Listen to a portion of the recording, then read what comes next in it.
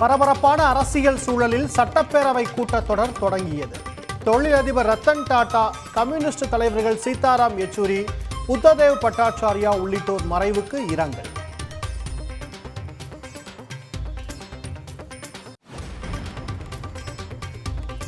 பெஞ்சல் புயலால் பாதிக்கப்பட்ட தடுப்பணைகளை உடனடியாக சீரமைக்க நடவடிக்கை எடுக்கப்பட்டுள்ளதாக அமைச்சர் துரைமுருகன் சட்டப்பேரவையில் தகவல். தென்பெண்ணை ஆற்று வெள்ளத்தால் சேதாரம் ஏற்பட்ட இடங்களில் செப்பனிடும் பணியும் முடுக்கிவிடப்பட்டிருப்பதாக பதில்.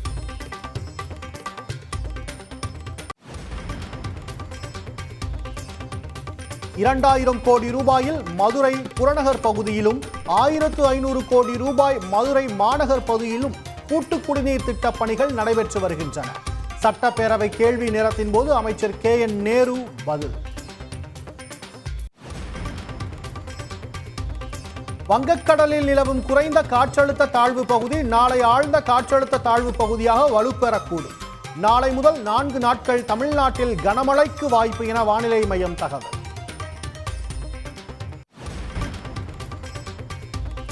தங்கம் விலை சவரனுக்கு $120 அதிகரிப்பு.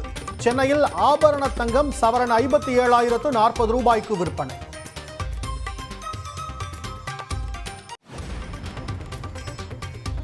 வேதாரண்யம் அருகே புஷ்பவனம் கடற்கரையில் கரை ஒதுங்கிய மியான்மர் நாட்டைச் சேர்ந்த மூங்கில் படகு.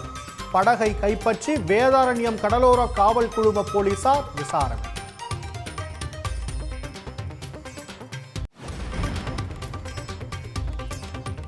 சென்னையிலிருந்து கொச்சிக்கு புறப்பட்ட பயணிகள் விமானத்தில் எந்திர கோளாறு. விமானம் அவசரமாக தரையிறக்கப்பட்டதால் 155 பேர் உயிர் தப்பினர்.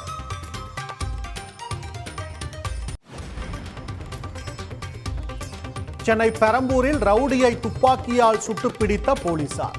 தாக்கிவிட்டு தப்பியோட முயன்ற போது துப்பாக்கியால் சுட்டதாக போலீசார் தகவல்.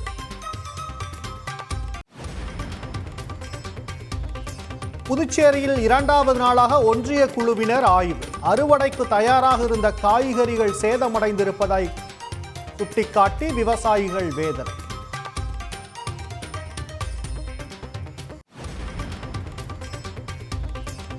சோனியா காந்தியின் 79வது பிறந்த நாள். பிரதமர் மோடி, மல்லிகார்ஜுன கார்கே, முதலமைச்சர் மு க ஸ்டாலின் உள்ளிட்ட தலைவர்கள் வாழ்த்து.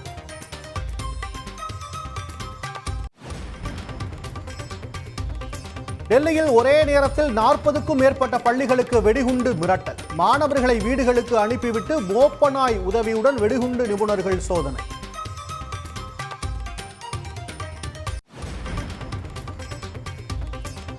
சூர்யா 45 படத்தின் இசையமைப்பாளர் ஆனார் பாடகர் திப்புவின் மகன் சாய் அபயங்கர். படத்துக்கு இசையமைப்பதிலிருந்து AR ரஹ்மான் விலகிய நிலையில் சாய் அபயங்கர் இணைந்தார். உடனுக்குடன் செய்திகளை தெரிந்து கொள்ள சன் நியூஸ் பெல் ஐகானை கிளிக் பண்ணுங்க.